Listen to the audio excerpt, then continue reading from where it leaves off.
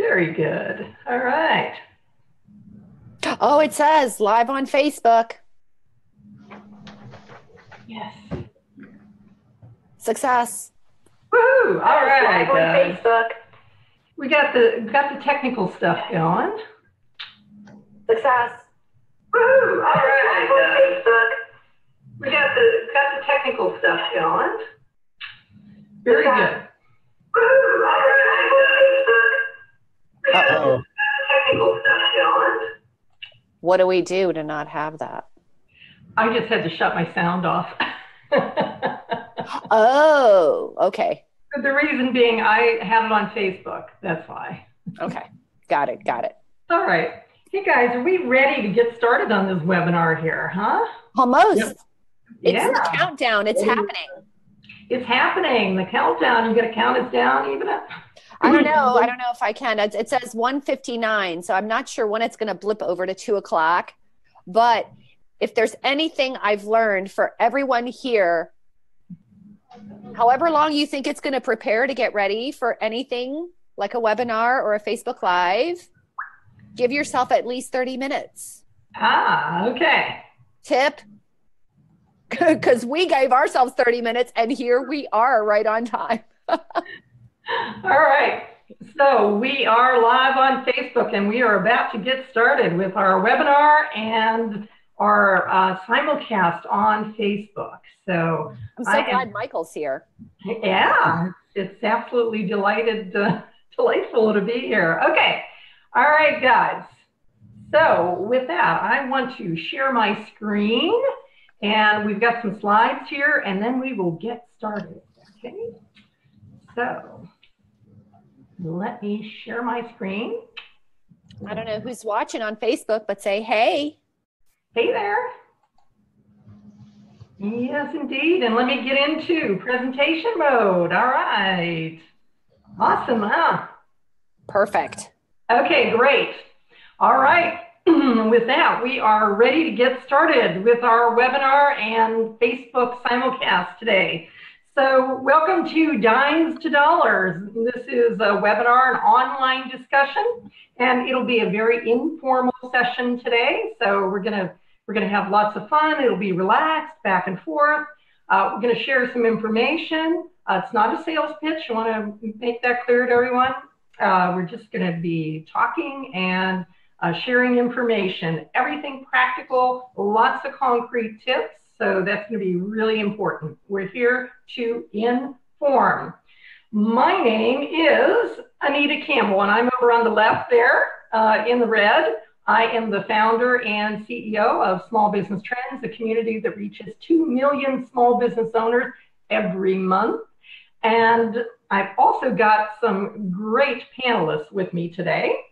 I'm super excited to introduce them, and so I'm going to ask each of them to just say a few words about themselves. So first is Michael Cammon. He is the Director of Digital Marketing and Development for Constellation Energy. So Michael, welcome. Tell us a little about yourself. Hi, thank you. Quite excited to be here with two of my best buddies too, two people I respect greatly. I'm based out of Houston. Constellation Energy is one of the country's, we're called retailers of energy. So in 17 states for homeowners, 24 states for small businesses, and throughout the US for large businesses, we can provide energy directly instead of the utility. That means that the utility, we use their lines and they provide the actual, molecules, but that energy is bought and provided by us in effect. We are owned by Exelon Corporation, which is the largest provider of utilities in the country. But in our business, we can buy it from Exelon, and we do, but we also go out into the spot market, and therefore we can give fixed prices that can go up to 4 years or longer. We are the leader with large businesses, and we have roughly 2.2 million customers nationwide. Okay, well, thank you, Michael. And Michael is just an all-around great and fun guy. I had great experiences meeting with him a couple of times at conferences, and that's been great, Michael. It's been my pleasure. Absolutely. Well, and with that, I'd like to introduce our second panelist and a good friend of mine, Ivana Taylor. Now, you'll notice that her name is spelled like the ex-wife of our president, but she pronounces it Ivana, as she explained to me, given her heritage. So, Ivana, tell us about yourself. So hi, everyone. Ivana Taylor here. I'm the publisher of DIYmarketers.com. So that stands for Do It Yourself. It is the place where you will get small business tool tips and ideas, low-cost marketing ideas, specifically for small business owners. So great fan of all things that are a good value, fun, and easy. And that's great. And so Michael is from Houston. Now, I'm from Naples, Florida, and we're going to be talking about hurricanes in just a minute or two. Let's talk about weather events in Cleveland. I'd rather do that. We don't have any. Yeah, I like it that way. So you're talking to us from the Cleveland area, from a small town, right, Ivana? Correct. And that's for, Anita said that she and I have been friends for a long time. And really, we were actually kind of neighbors. So this friendship has gone by for a long time. However, I've been a fan of Small Business Trends since you first started. We've known each other before then, but I've always been a fan. Yeah, it's going on like 15 years or something. Gosh, don't remind me. Yes. Where does the time go? Yeah, absolutely. On the screen, you see our Twitter handles that we use professionally. So if you want to engage with us on Twitter, I'm Small Biz Trends. Michael, you use the company's Twitter handle at Constellation EG. Is that right? Okay, and Ivana? I'm at DIY Marketers. DIY Marketers. Okay, so there you go.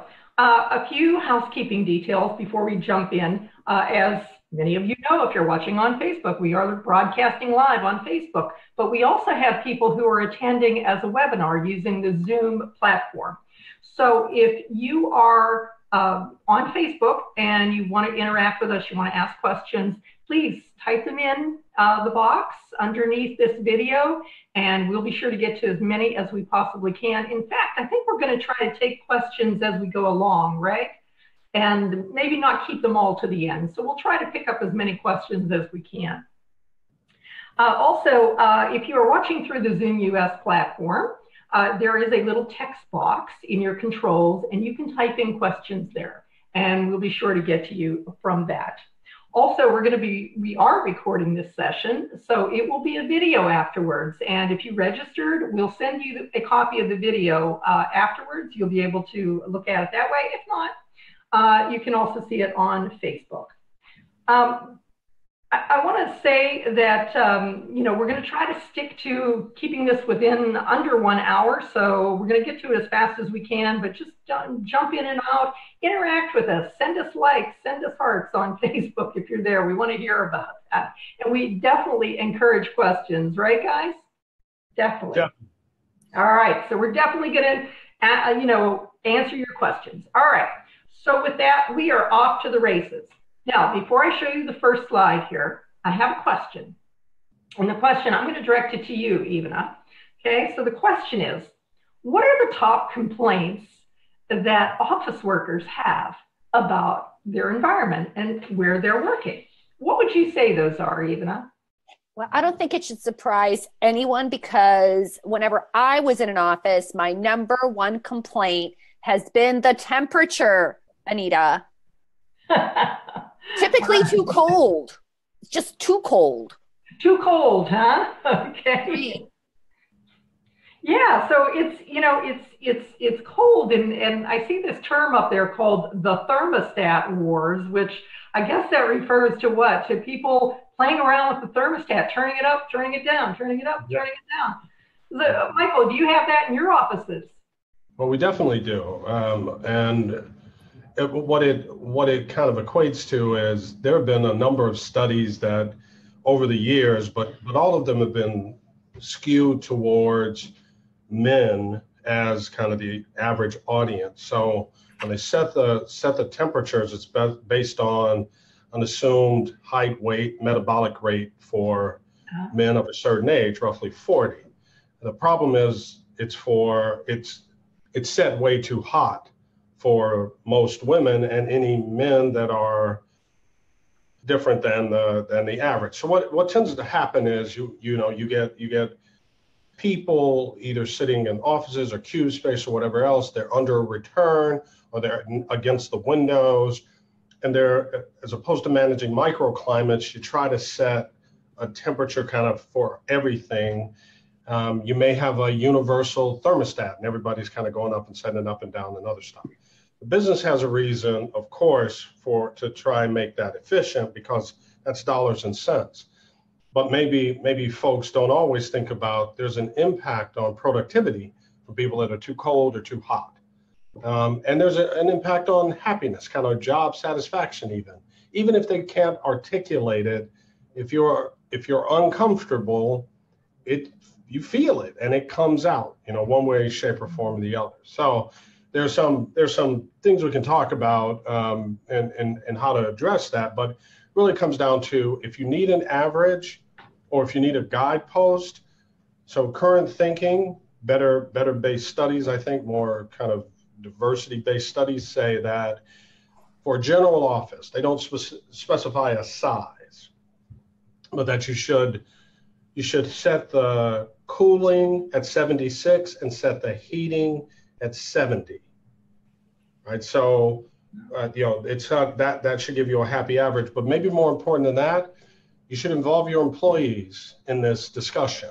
What temperature or range makes you comfortable, and then when you make a decision, communicate, because folks are willing to compromise if they know that they're going to be at times of the day it's going to be a little hotter for them, a little cooler, but they know that it's sort of this is the best for everybody. They're far more likely to kind of deal with it, and they can deal with it consciously, not unconsciously or subconsciously. And you should probably look at what your employees are doing too, because have you ever been in an office where in the summertime you see people huddling with jackets and sweaters? Oh, I mean, crazy. It's always summertime here in Houston, just like I think Naples has better weather, or at least more seasonal but it's weather. Summer, yes. Yeah, but in Houston, it's always a balmy 85 degrees or higher. So, yeah, there are folks sitting outside right now. But recently, we've in this office building where we are headquartered, we made investments in microclimates. I brought that up before, which they truly mean they're trying to set controls for relatively small defined areas to give better controls to groups. But that group of people are still responsible for setting the average temperature. So we're early in that experiment, but there are absolute reasons to be encouraged that'll make everybody happier. Yeah, and I know we're going to be talking a little bit about some technology in just a few minutes. But one thing I want to say about technology is, it used to be that only huge corporations could afford these systems that would, that would sense the temperature or have zones and so on. Yet today, you can do that. You can even do it in your home, let alone your business. So it's definitely within reach. Yeah. Absolutely. Okay, anything else about the thermostat wars that you want to mention? Who's won? And question out there for anybody listening, do you have thermostat wars in your office? And what have you done about it? Okay, well, with that, let us move on. We're going to talk about light bulbs. Now, why would we talk about light bulbs per se? I guess because it's probably a pretty important topic, right, when it comes to energy. And, one of the stats I read was something like 90% of the energy from an incandescent bulb comes off in the form of heat. Yes. So, if you're trying to cool your building and you have all this heat coming down, you're sort of, you're undoing what you're trying to do with all the energy you're spending on your cooling. So Ivana, talk to us a little bit about how much a typical energy budget spends on lighting. I mean, is there some rule of thumb? Well, there is a rule of thumb, Anita, and no one was more surprised than I was because I have actually recently gone through this process of changing out my light bulbs. And when I read the statistic, I was so excited. Would you believe that like 5% of your energy budget is actually taken up by light bulbs? And let me see, I have a nasty habit of I get up early in the morning and I'm having coffee and I have the light on and then I go off and move around the house and I forget to turn the light off. And just like anyone, my husband works out of the home. I am at home all day long. And when he comes home, he's like, turn off the lights. Right. So I thought to myself, if I started swapping out these light bulbs, that this would make a real difference. In fact, it says that you can save like $75 a year. So I'm pretty excited about that prospect. Although, as the resident value shopper on this panel, and I got to ask Mike about this, I have to tell you that the price of these light bulbs is painful to watch. So Mike, and other question for you, Michael, choices. Yeah. My goodness, I've just started replacing, and I'm like, 1 minute they were some type of, LED, and now they're LED, now there's something new. Michael, how do we deal with the choices? How do you choose the right light bulb for what you're doing? Give us some tips. Right, that is a great question. I think you start with, hopefully you can break it down to the things that really matter to you, which are typically, how much light do you want, either in a general, are you working, and then the space you're working with, right? Are you working with a big broad space like a warehouse, or are you a home office based person and you've got, a fairly defined space? And that the focus should be on the light itself, meaning how light, how bright is it? Do you want it like sunlight, or do you want dimmer control? Kind of those considerations. But what you should know is that the trade-offs you're making sometimes are about efficiency and a little bit about finite control on the level of light. So incandescent bulb, the old-fashioned Thomas Edison light bulb, has a filament and it makes a circuit and illuminates when you charge it with electricity. And there's a small amount of molecular dispersion, and then it reconcentrates. It's really wonderful if like science, which I do. That bulb is incredibly inefficient, like Ivana and Anita said. There are your choices, however. Nowadays, you can step to a halogen, or have been able to buy halogen bulbs, I think maybe 30 years. They've gotten better because they're very hot. You can't touch them. If there's oil on the thing, if you remember, they'll burst.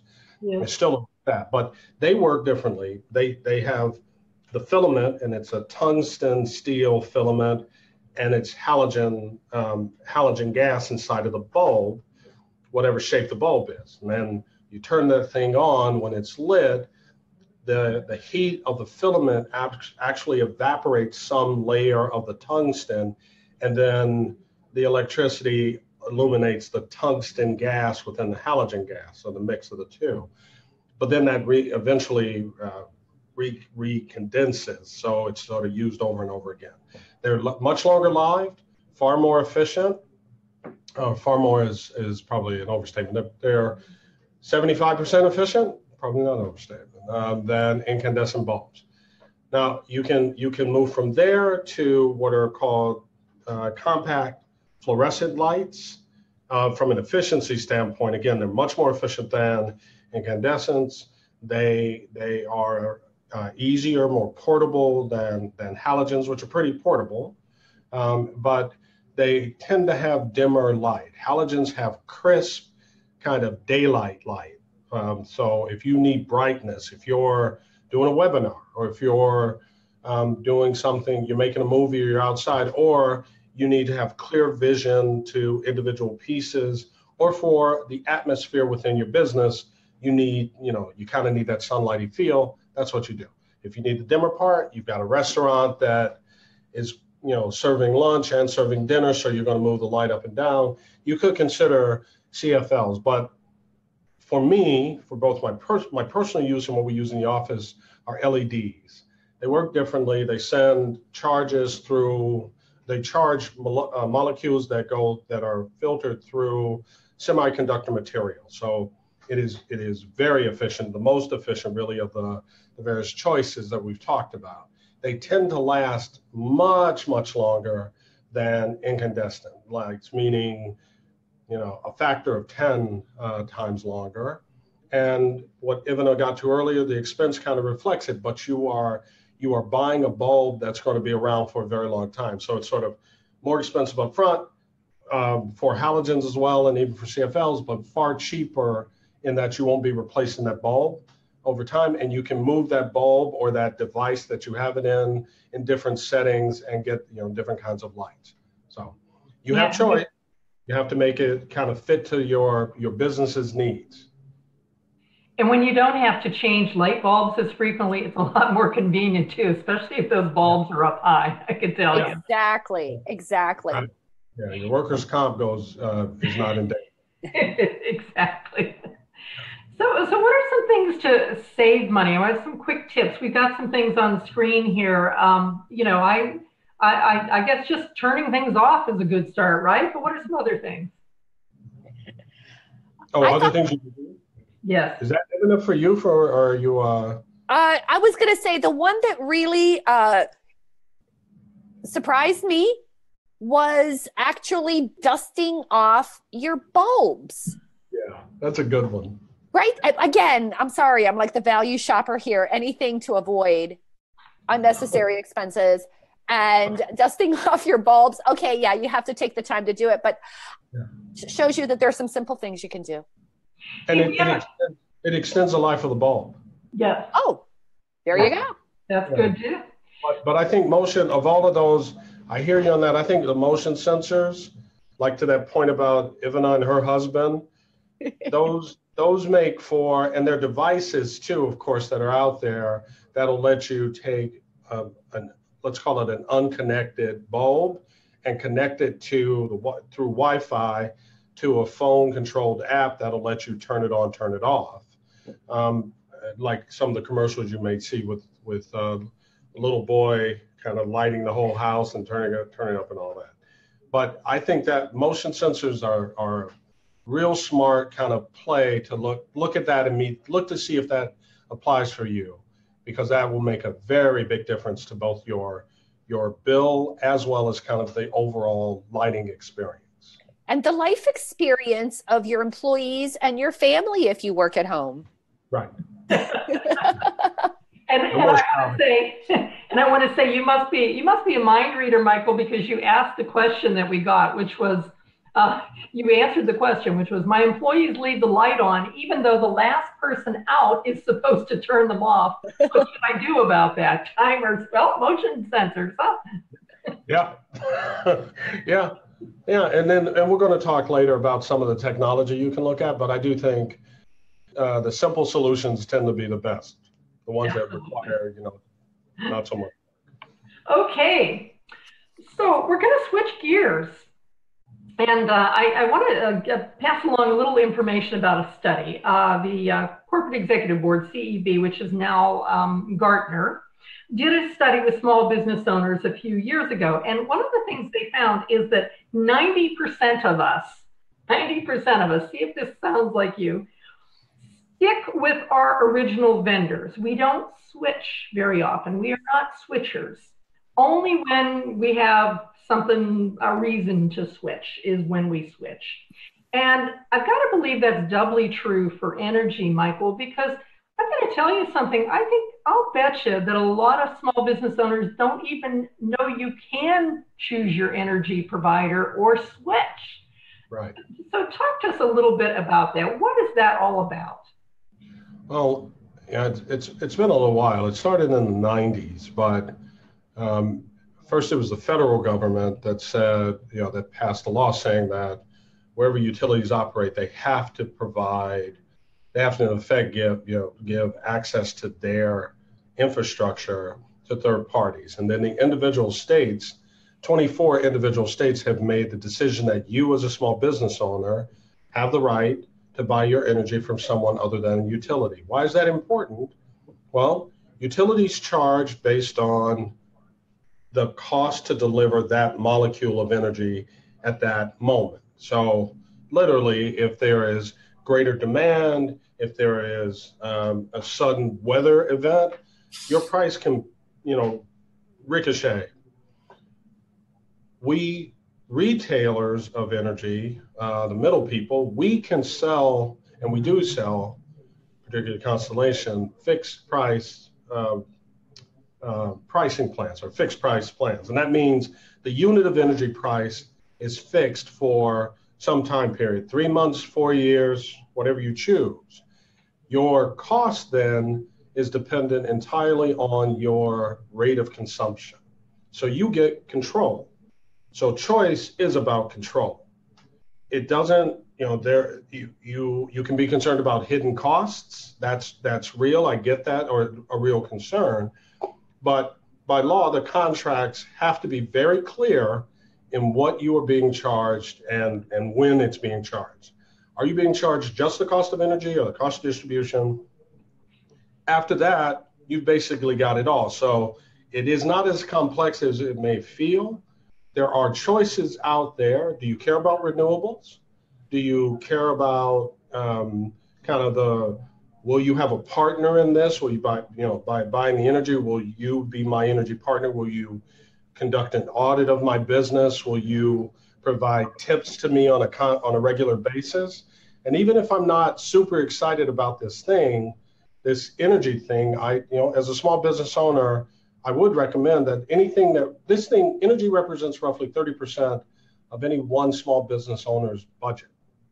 And that a few pennies difference in the rate of energy represents dollars to your bottom line. It goes directly from that cost to your bottom line if you can control that cost. So it's a pretty big deal. So it's worth taking control of and getting to know. But there's lots of information out there, and obviously no pitch, but we would love, like all of us, a chance to talk through what you have, what you're after, and how to get there.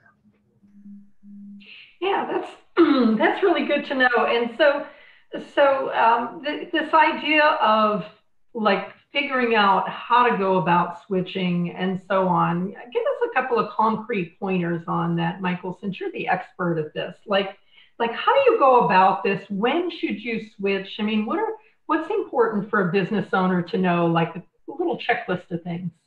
I think so. Of all the things that any small business owner is doing on managing kind of where the vision of their business and then the day-to-day logistics, oftentimes if you aren't the chief operating officer, meaning you're not the head cook and bottle washer, you're only like a half a person removed from that. So you got a lot on your plate. There's no doubt about it. But I think what I was saying, I come back to what I said earlier. Energy is roughly 30% of your budget.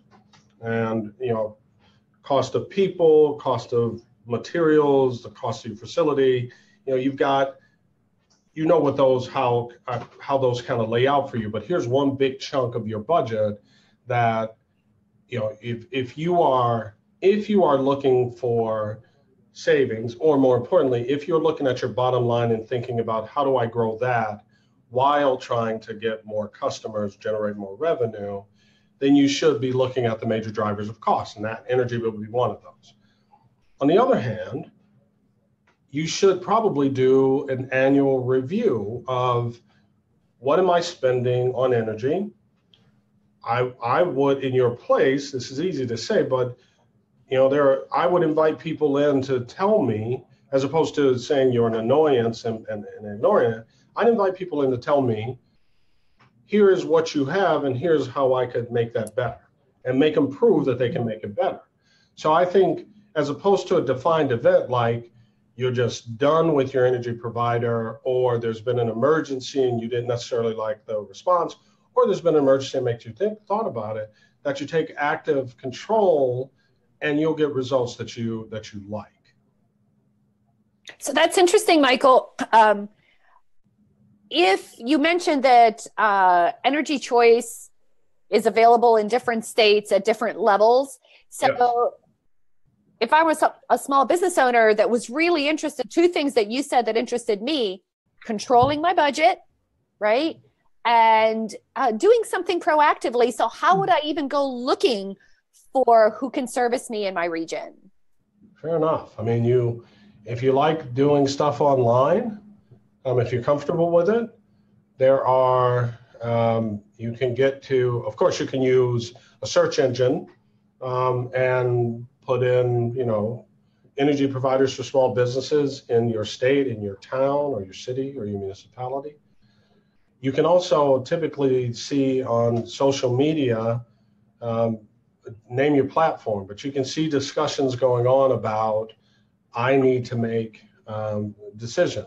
Small Business Trends on a regular basis is talking about kind of major cost drivers, and energy being one of those, as on a relatively regular basis, has a very informed discussion about it. So the resources are out there, and then of course you can ask, other small business people that you're connected with. It's probably better starting there it's probably better sticking with kind of the quote professional peer or the search online than just sort of a general search of friends or discussion of friends, because they're going to have similar experiences. It's like ask your neighbors. Makes sense if those neighbors are small business folks. That's great. Thank you, Michael. Okay, well, I'm going to keep moving along. That was really helpful, Michael, because I think it's a topic people don't know about, and we'll come back, I'm sure, to these points in a bit. Let's keep moving. Let's switch gears now to recycling. This is a topic that's near and dear to anybody who considers himself a good steward of the environment, or tries to be. Let's put it that way. We try to be. And so we want to talk about that. And we do have a question from the audience, and I'm going to throw out the question so that you can address this as you go along. And I'm going to, call on, Ivana first, but we want to hear Michael as well. How do I get my employees to recycle? We have recycle bins, but I still see people throwing away recyclables. I imagine that's a pretty common issue. Absolutely. Ivana, why should businesses even care about this? Well, again, I'm not a super energy expert like Michael, but I am going to give you the marketing perspective on recycling.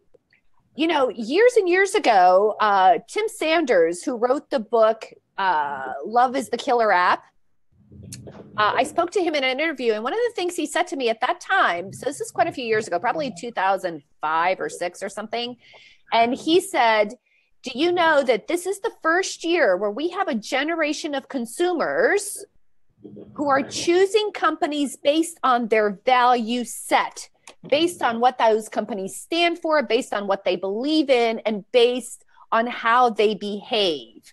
So I see recycling as one of those things that says, like you said, Anita, that you're a good steward of the environment. Mm-hmm. So as a business, from a marketing perspective, your customers want to know that you are being a great steward to your environment and to your community, right? Because your garbage goes into the landfill, and the landfill probably isn't far from your location. So definitely you want to do that. But the question at hand you asked is how to get employees excited about it. And, one of the things that we've learned is that there are actually huge, recycling is a cost saver. It's one of the ways that you can, like whether you recycle your inkjet containers or your laser jet printer cartridges, the companies and other folks are actually going to give you discounts. So you could actually, instead of, let's say, taking that discount, I don't know if I should say it this way, taking that discount for your business, you could use that to inspire your employees to contribute to the recycling, but maybe they get a benefit of some sort. Maybe the money that you save goes into a bin and you have a party or something like that. There's so many great ways to get employees involved. You can have contests and games and talk about social media. You can tell folks that you're doing a recycling drive and maybe help the community. Post pictures up on Instagram, post pictures up on Twitter and Facebook, and show everyone how engaged you are, because that's not just good for the environment. It's good for your employees and it's good for your customers too. When I was in graduate school, one of the things that we learned, it was like the physics of economics, was that doing the right thing and being profitable are not mutually exclusive principles. Oftentimes they go hand in hand. So this is just one of those things. Yeah, so Michael, what else would you add about recycling? And I also see another question: what kinds of items in my office can and can't be recycled? So give us a few tips there. Can you guys? Before I answer, I'm hearing a little garble in my end. Are you hearing that at all? Not from this end. All right, then it's my network. So the show must go on. So exactly. If I don't answer, if I don't answer directly, know that it was just, I can hear it now. All right. Okay. So I know, ultimately we think about, 254 million tons of garbage, picked up, collected, moved around annually in the U.S. That's a lot of garbage. It is imperative, both from our employee standpoint and our own, just generally being good human beings, that we do recycle, but that we, to Ivana's point, we need to make that sort of not a, it is part of who we are and what we do, as being part of good corporate citizens too. I think part of that too is making a decision to use energy from a renewable source, or work with an energy provider that can tell you this energy is coming from solar or wind or biomass or hydro, and can show you exactly kind of where it's coming from, and actually in our many of us will provide sort of a sticker saying this this establishment is focused on renewables or something along those lines, to not just have it be something that you guys do, but to share that with a broader community that cares about it as well. Exactly. Yeah, I think that communication is really important to do with the broader community. So that's a great point. All right, so we're going to move on to our next slide. Okay, and actually some interesting factoids. So we've alluded here to Michael being in Houston, and Hurricane Harvey was just recently. Oh, that's been terrible. Even more recently, I've dealt with Hurricane Irma here in Naples. And one of the things I've learned is that after a hurricane, there are huge, huge amounts of debris. I don't know about where you are, Michael, but there's still piles of debris everywhere in the Naples area. Is it that way in Houston?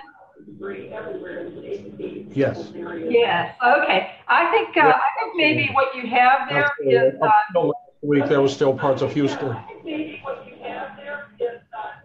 Someone has your another either has Facebook going or something. You're hearing an echo.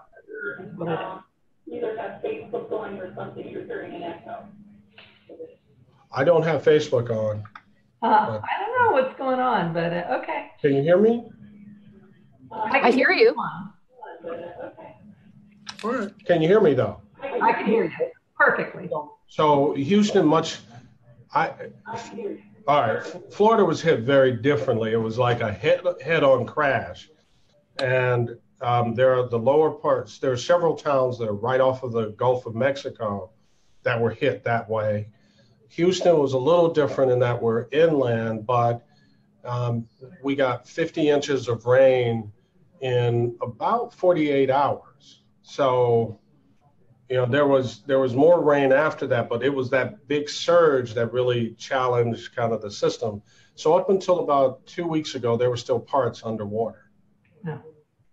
So, You're exactly right. That places, there are still lots of places where Houston is at sea level, and homes in those areas, they've been either totaled or people are stripping them of everything, and it's all outside.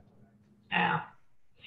Well, we can certainly save money, but more importantly, we can help the environment, I think, by conserving. And so one of the things is, for example, all of the garbage that's out there.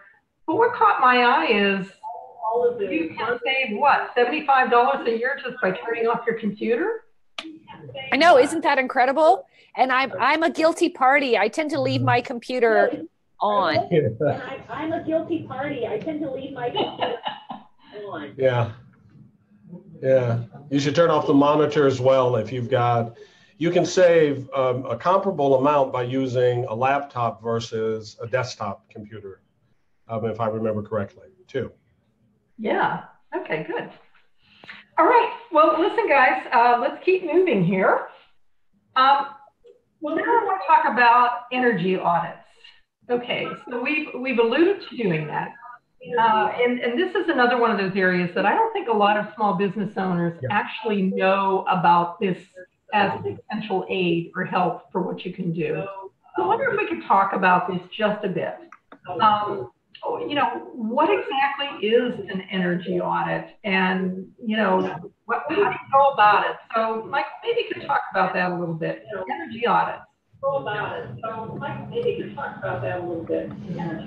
Absolutely. So it's actually pretty straightforward, and if you hire professionals, there'll be a level of scrutiny higher than if you do it yourself. But it is effectively, whether for your home or your business, it is a walkthrough first of how much energy you are using, on a month-to-month basis. So it's called establishing a baseline. So you look back over your consumption, if as far back as you can, because you're trying to look at is it about winter and summer, when I had a big hiring or when we had some sort of major renovation within the building or not. But if ultimately you're trying to get at what's my baseline, what's my regular count of energy, but then you start looking at the sources of your use. If it is about habits and behavior, leaving lights on, leaving computers on, that sort of thing, choices of equipment like my lighting that I'm using incandescent bulbs all over the place. I'm not using motion sensors, that sort of thing, as well as the age of my equipment, the efficiency of my equipment, and then the physical structure itself, the insulation, sources of drafts, and then like your air conditioner, your HVAC. So it is a detailed look at first what you're using, and then try and zoom in on areas where you can potentially see significant changes or significant savings, because that is the whole objective, by either very large changes or small changes, so you can make a financial decision. An investment decision. Invest now to reap savings over some time period, or if I do this thing, I can expect to see kind of a big change. It depends on your situation, of course. I'm really curious about this point that's on the slide here about assigning a champion, because I think it's one thing to run through the checklist, and yet we all say we're going to do something, and then we kind of don't do it. We're going to do something, right? And then we kind of don't do it. Right. Well, I think the whole point of enrolling employees, because I guess my answer was incomplete. The first part is the audit. The second part is what you do about it, right? So it isn't just I buy this or somebody puts insulation in. That behavior stuff that we were talking about earlier is the source of your long-term or ongoing savings or efficiency. Getting your employees involved in general is a smart play. Giving people or helping people feel ownership, whether that is a champion or kind of teams of, is absolutely critical to the success of this as an ongoing thing. And it's not policing people. It has to be that we feel your employees feel this is important, just like you do. and that we're consistent in our behavior, and we're not just, you know, fixing this problem, but we're suggesting other ways potentially to you know, be more efficient on a day-to-day basis. Michael, we've got a question from the audience. How long does an energy audit take? How long does an energy audit take? It depends on the size of the business, but you should probably, it's probably going to take, you know, roughly a couple of weeks, and much of that will be the looking at past use. But an on-site audit is, or the on-site part of it is most of a day. So someone comes out, you don't necessarily have to walk around. That's, you know, if it's a company like ours or your utility or whomever comes out and does it, or you do it yourself. You walk around with a checklist, and they're available online, and you kind of measure where things are. There's some fun weird things you do, like you hold a dollar bill up to some cracks and see if you can, you know, kind of, if it blows, or you look at a crack to see if you can see exterior or the like. And there's some things you do at the, you know, door jams and other stuff that still make a difference if I'm running a muffin shop, you know, on the west side of Detroit, where I'm from. So it's not, the audit itself is fairly short. It may take some time to do some analysis of your history, and then to give you the results. But probably within 2 weeks, you have the results and recommendations. And I just wanted to mention a comment we had. I was reading here from one of our participants, from Pierre. He pointed out how, you know, an internal champion helps, you know, internalize how people behave, and make sure that the you know, that the tasks get carried out throughout the organization. Yeah. All right. Well, good. Anything else before we move on? Anything else about energy audits, Michael? Good. Anything else before we move on? Anything else about energy audits, Michael? No, nothing else. Very good. I did get a comment that you can hear an echo. Yeah, so that we are hearing a bit of an echo there, but we'll. Anita? We're hearing a bit of an echo there, but we'll. Okay, I don't have. So just to be clear, I don't have Facebook on, and I'm in the webinar only, and I only have the one source of sound. You may be hearing voices from people around me and offices near mine too. Well, you know, it's just, it's one of those things, but anyways, we're going to keep going. So I want to talk about the Constellation Efficiency Made Easy program. So we've got that up on the screen here, and I know we have a video actually to watch, but what is this program? I know we have a video actually to watch, but what is this program? Well, it's essentially, it is very much like what I was talking about earlier. The program is structured to work with very small businesses or very large businesses, but it is a very detailed kind of assessment of your business, and then very specific recommendations of either technology or other pieces, and that Constellation in effect partners with existing customers or new customers to manage kind of the investment cost against the cost of your bill. And in many cases, we can actually help get, if it's a new HVAC or new other pieces, we can help you find, kind of best price providers for that stuff. Okay. Shall we watch the video, or would you like to convey anything else before we jump in? Watch the video, or would you like to convey anything else before we jump in? No, I think video is always cool. Okay, great. All right. So with that, we're going to see. All right. So with that, we're going to see.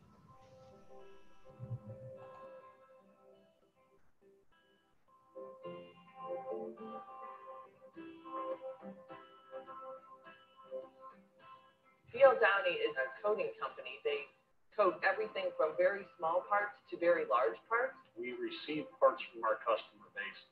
We apply the required coating system that they specify, and then our customer comes in and picks them out. We do everything under the sun. Small screws, washers, nuts, all the way up to 50-foot light poles. What makes us really unique is our size. We can do big parts. We can do a lot of parts. Constellation has had a 12-plus year relationship with BL Downing.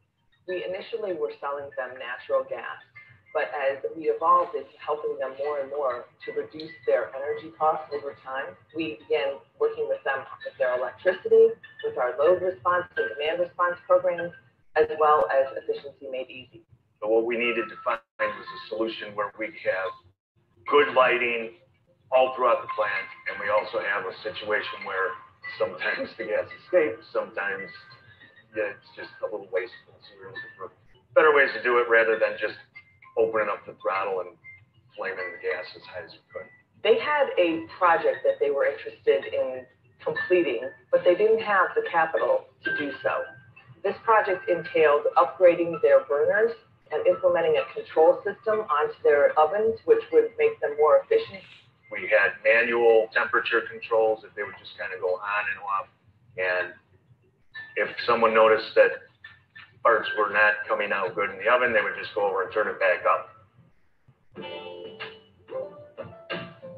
Back in 2014, we were approached by Constellation EME program team, which gave us the opportunity to look at ways we can save money through our electrical consumption and to figure out what areas of opportunities do we have to improve our lighting as well as reduce our costs. I've been selling the Efficiency Made Easy product for the last 4 years that allows our customers to implement energy efficient solutions at their facility or property with no upfront costs. We bill them back on their electricity or natural gas bill on a monthly basis, pay for the project. The idea is that the costs of the project are offset by the reductions in electricity or natural gas usage. The EME program helped us upgrade all our lights. We got new lights in the parking lot, which vastly improved safety because we run 3 shifts, so we have people coming and going 24 hours a day. I'd say the biggest benefit to this program is we did not have to spend any of our own capital. That program was financed by Constellation EME, and we will be paying it back over the next several years through our electrical utility bill. And that's nice to have when you're a small business organization where money is tight. At BL Downing, we were able to implement a $1 million project that saved them about 10% in electricity, 360,000 decatherms a year. So that savings offset the cost of their project. That reduced their carbon footprint by 4 million pounds of CO2. That's the equivalent of taking 382 cars off the road annually. The partnership between Constellation and BL Downing has allowed us to save money and be more efficient and also be a good global partner by cutting all our emissions and all our waste.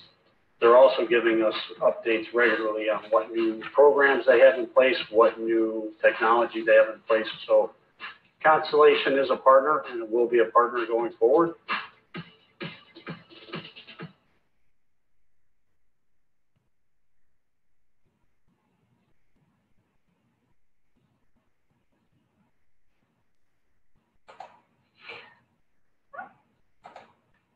Okay, so very interesting. Love that we, we're able to hear from customers. It sounds like a really powerful program, Michael. Yeah, I agree. I absolutely agree. All right. Very good. Sorry, we were watching it again. Whether I want to do or not. No, it is. You want, I mean, if you want a partner in this, and not somebody who sort of parachutes in every once in a while, but someone who understands something about your business. I will tell you that surprisingly, maybe not, one thing, depending on the nature of the business, that where a lot of folks do actually find themselves saving money is in control, is like looking if they can control or manage when their actual labor or the plant of what sort or another is operating, it can have significant impact on your costs. In other words, if you are doing your business in typical business hours and you've got an extrusion plant, or again, you've got a bakery, you are using energy, when it's at peak demand, depending on how much you're using, but you're using it at peak demand. And that oftentimes doing some of that work late at night during off-peak can have a significant impact on small business energy costs. Just a factoid. Yeah, great points. And I do want to point out there's a bit.ly link at the bottom, bit.ly, and you can see the URL there. At the end, we've got actually a reading list for you, but simply wanted to point out that, you can watch that video over at YouTube. All right. I want to keep the pace going because we're getting kind of close to the end here. So why don't we zip through some of these remaining slides real quickly? Michael, what can you tell us about landscaping? What can it really make a difference? Well, shade trees can make a huge difference to your energy costs. They depending on what you do and when you do in your landscaping, you can look at a 15, as much as a 50% savings, but it is consistent. It's kind of well studied, and it's customizable to your situation. So landscaping is a place that you typically don't look to invest, but maybe you should. You should think about it if you have control over like the physical location.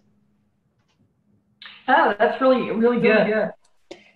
And I want to put a shout out over to the heat and light blocking curtains and shades. Yes. I have just recently purchased new curtains for our master bedroom, light blocking, insulated, whatever you want to call them, and very lovely, if I might say so. What a difference. I think the temperature is, well, of course it's been hot. So it's, the temperature is so much cooler in that bedroom. It's the best, most comfortable room in the house. Right. So shout out to the curtains. Yeah.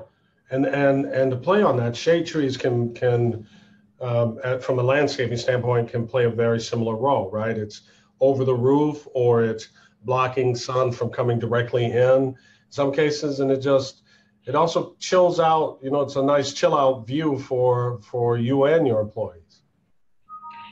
Absolutely. Okay, let's move on. How to manage energy usage and costs. Yeah. Okay. So here's where I want to talk about technology a lot. Technology has really changed. I mean, if I were to look at what really has changed a lot in the past few years, it's this explosion in all these smart buildings and smart homes and all the things that you can do. Right. Ivana, what are a couple of things that you can do with technology and apps? Well, one of the things I've run into as I've been going around in the stores recently and surprised me tremendously is how easy it is to convert your analog home into a digital home.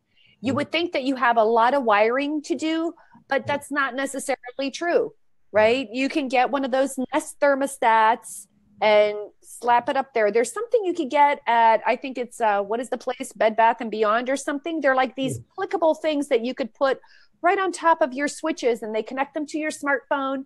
So you could really manage your energy use. And my goodness, I don't even know that this is on here, but if you've gotten anything updated, whether it's been an air conditioner or a heating system, chances are you have a programmable thermometer in your office. You can program it. That makes a huge difference. Right. It's sort of not exactly the coolest of the cool technologies, and it's not a smart gadget, but it's certainly an improvement. Absolutely. So we have a question from the audience. Can your thermostat be hacked? Oh my goodness. Great question. Yeah, I mean, I think the answer is technically yes, it could, but I think the chances of that happening are very low, and there's a lot of security that these thermostat manufacturers put into their technology. It is, and other than the nuisance factor, the hacker doesn't gain all that much. Yeah, exactly. Yeah. Okay, let me keep moving along here. So, energy tax breaks and incentives. So Michael, Yeah. one of the most interesting things I also learned recently was how many tax breaks and incentives are out there, and this was very interesting to see. Yeah. And they come in the form of credits and they come in the form of deductions, which maybe you could explain what that difference is real briefly. What is the difference between a credit and a deduction? Well, a tax deduction takes down your taxable income, right? So that means ultimately you pay less. And a tax credit, in effect, takes down what you actually pay in taxes. So they come at, it can feel like the same thing, but they come at it very differently. So with a tax credit, as you can get for example, the investment tax credit for buying a solar roof and some other things, it is, if you spend $1, it's $1 off of your taxes. A tax deduction is literally, you say, I spent $1,000, and at my taxable rate, I can deduct, some portion of that $1,000. So they are meant to incent you to take advantage of emerging technology and known technology, to improve your control, improve your carbon footprint, and reduce your consumption. And so these tax breaks are out there for energy-related investments that you might make, and some are in the form of deductions, some are in the form of credits. Pretty interesting stuff. So it's everything like what, from buying a certain type of car, an electric car, to improvements you make. What are some of the things that you can get from taking advantage of these?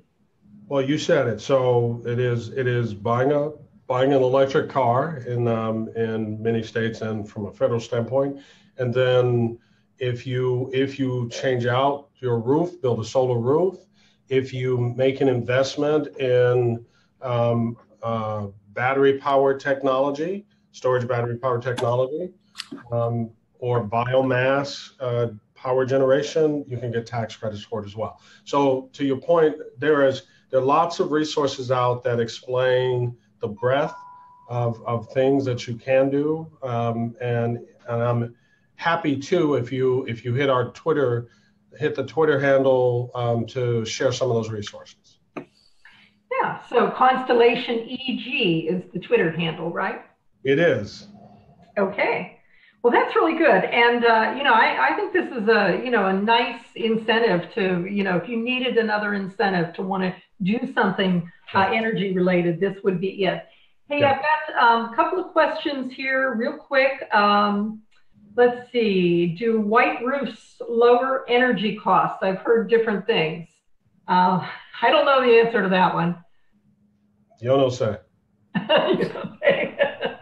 But if you're thinking about light reflecting and not being absorbed, I guess I can understand that. I can answer a little bit of that because we just got a new roof on our house. It's not necessarily, yes, the lighter the color, because we asked about this, the lighter the color, the better it is. However, also understand that when you get a new roof, it's actually the material that it's made out of.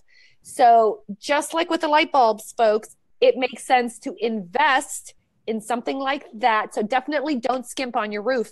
Get a really good, I think they have R values is what they're called. So make sure you just tell them you want the highest efficiency, best energy roof. That's what you want. Excellent. Good. Hey, I've got one other question I'm going to wrap up, I think, with Michael, and that is, if we could do just one thing in our business, what would give us the biggest bang for the buck? In other words, where do you start? If you just wanted to start with one thing, what would you recommend, Michael? Man, that's a great question. I will go back to something we said earlier. Mm-hmm. Look at opportunities, or Ivana just kind of got there. Look at your lighting, as it is a surprisingly meaningful part of your total budget. Change out to more efficient lighting, and then layer on it, putting in motion detectors that turn the lights off when you're not there. And actually, a third thing, I'm sorry, I can't just do one. Invest in minor scale technology that will allow you to control some of your in-office equipment to turn it off through a phone app. It's surprisingly simple. You can buy your groceries through an app now. You can turn your computers off and turn the lights off. It's great. Yeah, that's great. Great insights. And I think that you have prepared a reading list if people are interested in delving further. Is that right, Michael? My friends and I have prepared a reading list, and it's extensive. Okay. And you can hit it at the URL listed. Okay, that's great. And I'm sure you'll put that up on your Twitter feed as well, correct? Absolutely. Okay, and so we'll have that. We'll put that in the Facebook box below if it's not already there. I think someone on my team will do that. Okay, any last words? We are at the end of our session here, and I just want to ask you, Ivana, any last words? You know, I have to make a confession, and that is that I was petrified of this energy conversation because it does involve science. It does involve mathematics and cost savings. I like the savings, not sure I like the math, but this is so much easier than I thought. So if I was afraid of looking into it, I'm really not so much afraid now. Amazing what a little information can do. Oh, that's great. That's great. And Michael, any final words? No, I really appreciate the chance to talk to you folks directly, and thank you for your questions, and thank you for your time. And thank you very much. And where can they go on the Constellation? What's the Constellation URL as well, Michael? Well, it's www.constellation, CONSTELLATION, as listed on the page, .com. Excellent. And you'll see how to navigate from there to various resources for small business folks, but just generally as energy consumers. Well, thank you, Michael. And I know we had some other questions. I'm sorry, I wanted to stick to the time here and not go any further. So I'm sorry if we didn't get to your questions. I still see them still coming in. But what we'll try to do is we'll try to answer them in some way, either on the Twitter feeds, on the Facebook posting. But be sure that we'll go through and we'll look at all the questions. Excellent. And with that, I would like to thank everyone for attending today's webinar on Dimes to Dollars. Very good. And thank my panelists here. You guys are awesome. You were awesome. Thanks, Michael. Thanks, Anita. Thanks, everyone. Bye now. Bye now.